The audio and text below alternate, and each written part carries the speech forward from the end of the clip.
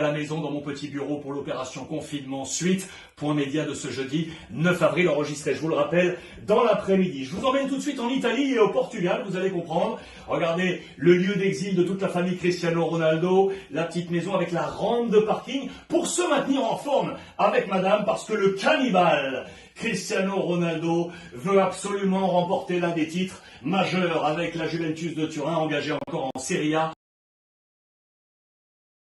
en Coupe italienne et en Ligue des Champions, bien entendu. Le staccanoviste Cristiano Ronaldo et no limits. Regardez, avec tous les chiffres forts, je vous ai grossi ici notamment le classement des buteurs européens pour voir quoi. Lewandowski 1, Hollande 2, Cristiano 3. Regardez avec 36 buts inscrits. Si on enlève les 11 de la sélection italienne, cela nous fait 25, 3 seulement en dessous du total de toute la saison passée. C'est dire si monsieur Cristiano Ronaldo est en pleine forme pour éventuellement truster l'un des titres cités. Attention parce qu'on est en opération rapatriement. Je vous en ai parlé hier du côté de la Serie A. On espère revenir sur les pelouses à partir du 4 mai prochain. Du coup, dans les colonnes de la Gazette, on nous dresse les plus et les moins, forces et faiblesses des 20 clubs de Serie A. Et notamment, du côté de l'AC Milan, on nous dresse ce tableau de la force jeunesse. Regardez l'âge ici des joueurs de l'AC Milan. Je vous ai grossi ce tableau. Logiquement, en bas, avec ses 38 ans, monsieur Zlatan Ibrahimovic.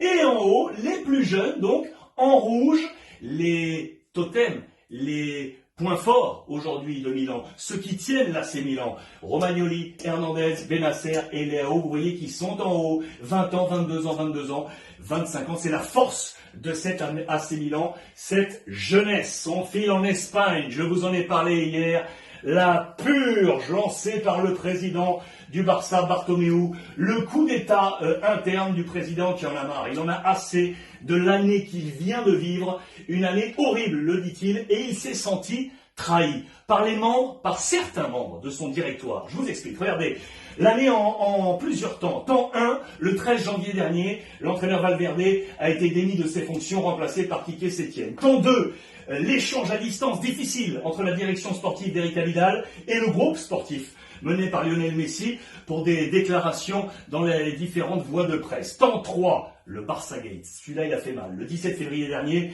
où le président Bartomeu avait été accusé d'avoir enrôlé une société pour surveiller certains membres du Barça, certains membres du secteur sportif, surveiller également d'anciens présidents ou d'anciens candidats à la présidence via les réseaux sociaux. Grosse affaire du Barça Gate. Le temps 4, c'est cet accord trouvé, mais tant difficile, si difficile, avec le groupe sportif pour la baisse salariale pour lutter contre le Covid-19, avec un accord oui, mais un divorce. 4 temps durs et donc 5e temps maintenant avec cette purge lancée par le président Bartomeu. Regardez l'ensemble de son directoire en 2015 lorsqu'il a été élu. Sachez que sur tous ses membres, ils sont 15-16, 8 ont déjà démissionné ou ont été demandés à démission, ce qui n'est pas certain parce que certains d'entre eux, dont le dauphin qui avait été désigné, Émilie Rousseau, qui est aujourd'hui un opposant, maintenant c'est clair et net, ne veut pas démissionner. Il a la possibilité de ne pas accepter cette démission, de rester au club, d'être dégradé, mais tout en restant au club, de pouvoir ainsi se présenter aux prochaines élections. L'année prochaine, ça va être encore difficile pour le président Bartomeu. Le Real Madrid, les amis, là ça y est, la baisse salariale a été trouvée également. Ce sera moins 10% pour le groupe professionnel, moins 20% si la compétition venait à ne pas reprendre. Accord trouvé pour permettre à l'ensemble du reste des salariés d'être payés, bien entendu. Voici le salaire proposé par nos confrères du quotidien AS de l'ensemble des joueurs du Real Madrid. 14,5 millions pour Hazard et Bale. Benzema est ici avec 8,7 millions à l'année. Alphonse Areola est tout en bas, 2,6 millions. Ferland Mendy est là avec 5 millions d'euros. Accord trouvé entre le club et les joueurs pour essayer de trouver un calendrier du côté de la Liga espagnole. Regardez la proposition des îles Canaries. On est au large du Maroc, donc on est un peu loin, on le pense, de la pandémie.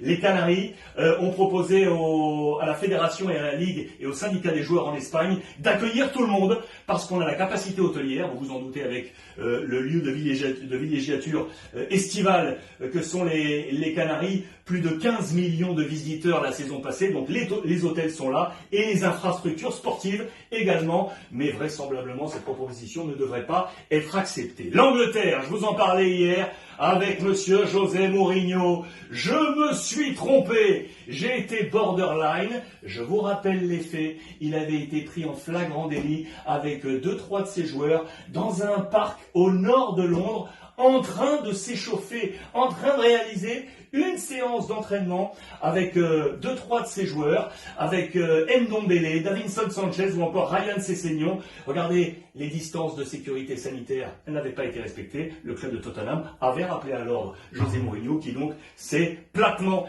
excusé devant les médias pour dire que tout simplement il n'avait pas eu une attitude correcte au niveau social.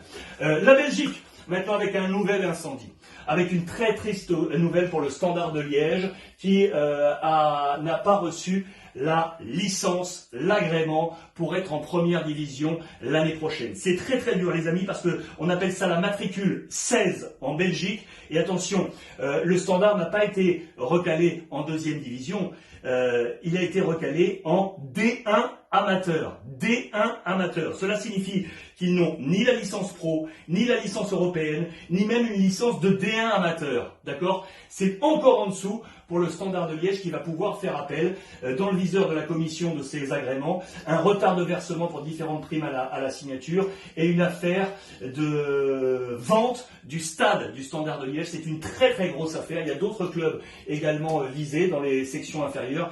Il y a le club également de Moucron. Mais grosse affaire pour le Standard de Liège qui, je vous le rappelle, est 10 fois champion de Belgique. Les amis, 2-3 petites informations encore à vous donner, je voulais absolument vous parler de ça. Regardez, Unis pour Évreux. Je ne sais pas si vous le savez, mais j'ai grandi du côté de la Normandie, à Évreux. C'est une ville qui me tient vraiment à cœur. Et sous l'initiative de Mathieu Bodmer, regardez de tous ces champions, tous les sportifs qui ont vécu, qui sont passés par Évreux, Ousmane Dembélé, la famille Mandanda. Je pense également à Dayo Upamecano de Leipzig, à Émilie Gomis, à Joseph Gomis, à Bernard Mendy. Ils sont tous là. Ensemble, on a décidé de se grouper pour monter un fonds pour venir en aide aux soignants et venir en aide à toutes les familles en situation de grande précarité du côté d'Évreux. Une cagnotte Litchi a été montée. Je vais vous donner sur les réseaux sociaux la petite adresse, éventuellement si vous voulez faire un don. Et pour tous les donateurs, il y aura des objets fabuleux offerts par les sportifs pour vous, tout simplement pour vous remercier. Bien entendu, on peut suivre et voir ou revoir toutes les émissions sur l'ensemble des réseaux sociaux, vous le savez, avec le hashtag Release Club. Et je voulais vous montrer également cet homme, ce visage. Ce soir, c'est la rediffusion du Club du Dimanche sur l'antenne de Beansport. 23h, on repartira 7 ans en arrière, le 23 septembre 2012. Monsieur 2013, pardon. Monsieur Edinson Cavani était mon invité. Le Club du Dimanche, c'est juste pour vous. Profitez des vôtres, les amis, comme tous les jours, et on reste confinés.